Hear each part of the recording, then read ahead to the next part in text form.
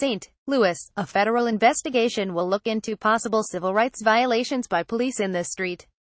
Louis area in the 2 months since protests broke out after a white former police officer was acquitted in the shooting death of a black suspect.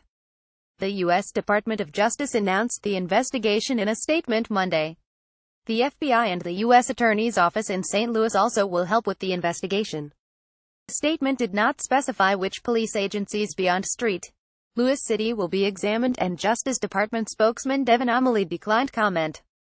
St. Louis County Police spokesman Sean McGuire said his department has not been informed that it is part of the investigation. Protest leaders, Democratic U.S. Rep. Lacey Clay and others called for a federal investigation. More than 300 people have been arrested at protests since Sept. 15, when a judge ruled that Jason Stockley was not guilty of first-degree murder in the 2011 death of Anthony Lamar Smith. Several of those arrested have alleged heavy-handed tactics and even taunting by police. Protests have occurred in multiple law enforcement jurisdictions throughout the St. Louis region. The Rev. Darrell Gray, a protest leader who is among those who have been arrested, said he wasn't optimistic that the investigation will do any good after what he called decades of mistreatment of blacks by St. Louis area police. Blacks have lived daily under the threat of police violence and misconduct, Gray said. 2 of the protests drew large numbers of arrests. About 120 people were arrested in downtown St. Louis on September 17, and 22 were arrested at the St. Louis Galleria shopping mall in the St. Louis County town of Richmond Heights on Sept. 23 journalists and other onlookers have been among those arrested. St. Louis police used a tactic known as kettling that forces people into an increasingly smaller area during the Sept. 17 arrests, which occurred after protesters hurled rocks and other objects at police and broke out windows at several downtown businesses. Some of those arrested said they wanted to leave but couldn't because of the kettling. A lawsuit filed Sept. 22 by the American Civil Liberties Union of Missouri alleges that St. Louis police shoved the heads of some of those arrested into the pavement and taunted protesters by chanting "Whose streets? Our streets," a common chant by demonstrators. The allegations prompted interim St. Louis Police Chief Lawrence O'Toole and the city's mayor, Lyda Krewson, to ask for a federal investigation on Sept.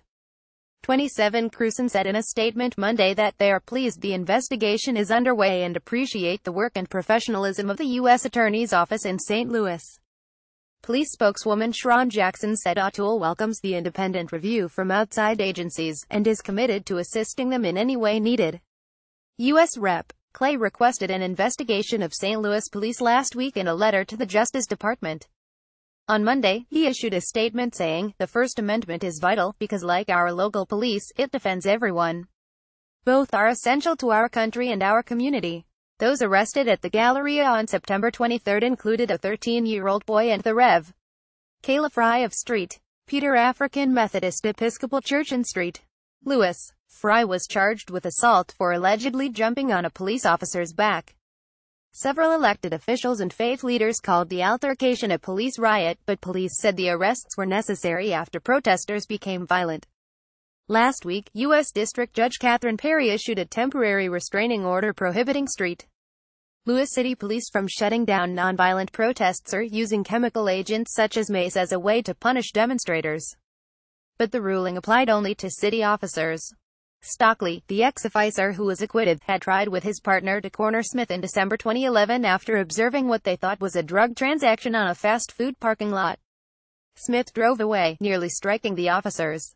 That led to a chase. Smith, 24, was fatally shot by Stockley at the end of the chase. Stockley testified he thought Smith was reaching for a gun that was found inside Smith's car. Prosecutors alleged that Stockley planted the weapon. Stockley, who left the police force in 2013, was acquitted after a trial that was decided by a judge. Stockley waived his right to a jury trial.